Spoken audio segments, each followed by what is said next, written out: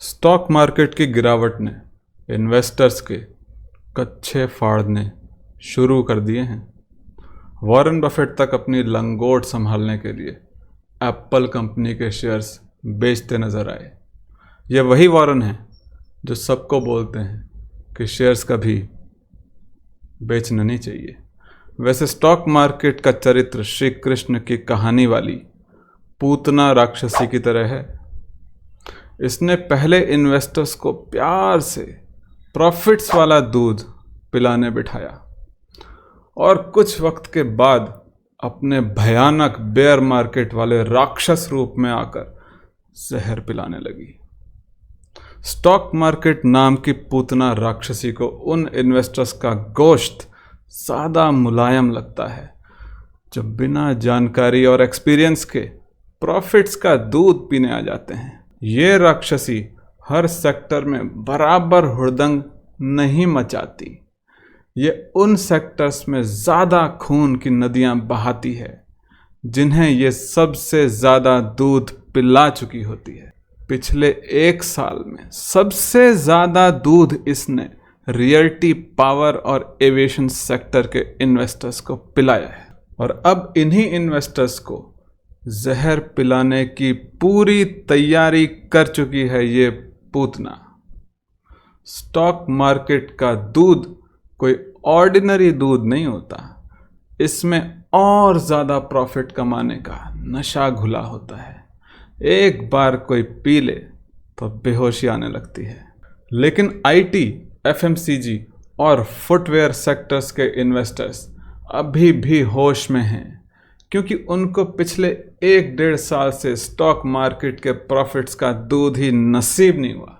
वैसे जब stock market अपना तांडव मचाती है तो खून के छींटे हर सेक्टर में पड़ते हैं, चाहे वो अंडर परफॉर्मर ही क्यों ना हो।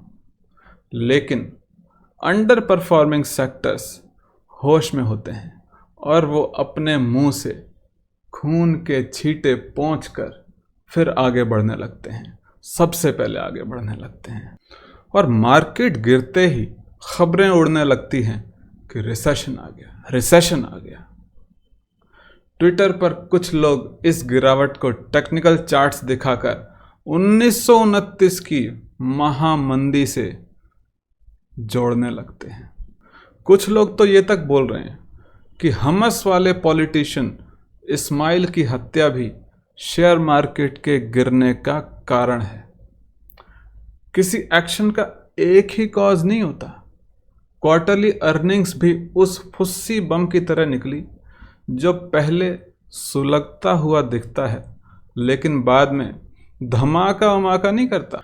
वैसे स्टॉक मार्केट में एक्शन का एक ही कॉज काफ़ी होता है, ओवर वैल्यूएशन। फिलहाल ये कॉज हो सकता है। एक बार मार्केट में ओवर वैल्यूएशन की गर्मी इतनी बढ़ जाए तो फिर बस ये एक बहाना ढूंढती है ठंडा होने का।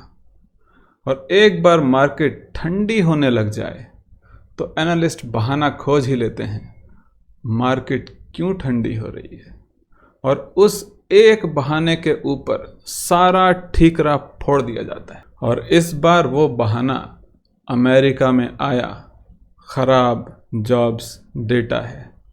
लेकिन ये कोई हैरानी की बात बिल्कुल भी नहीं है कि अमेरिकन्स अनएम्प्लॉयड हो रहे हैं। क्यों? क्योंकि अमेरिकन ग्राहक को सामान खरीदने के लिए ज़्यादा पैसा चुकाना पड़ रहा है यार। क्यों? ऐसा क्यों? क्योंकि वहाँ की सरकार ने लोन के रेट्स महंगे कर दिए हैं। लोगों के सामान ना खरीद पाने की वजह से कंपनियां पैसा नहीं कमा पा रही और पैसा ना कमाने की वजह से एम्प्लॉयज़ को नौकरी से निकाल रहे हैं। लेकिन ये सब भी बस थ्योरी ही है क्योंकि अगर आप जॉब्स डेटा को ध्यान से देखें तो इसमें मुझे तो कोई ऐसा बदलाव नज़र नहीं आया जिससे कि स्टॉक मार्केट में इतना भूचाल आ जाए। मेरे भाई, अगर तू मेरे सर पे इस वक्त बंदूक लगा देगा तो कंक्लूजन निकालने के लिए मैं बस इतना बोलूँगा कि स्टॉक मार्केट गिर रही है और हर बार की तरह किसी का बाप भी नहीं जानता कि ये क्यों गिर रही है। मेरे भाई, बैंक में अगर तेरा पैसा कुछ फालतू पड़ा है तो ऐसे मौक़ों पर थोड़ी सी खरीदारी करने के बारे में सोच लेना चाहिए। मैं ज्योतिषी तो नहीं हूँ, लेकिन फिर भी कहता हूँ कि ये स्टॉक मार्केट एक बार फिर दूध पिलाने ज़रूर आएगी।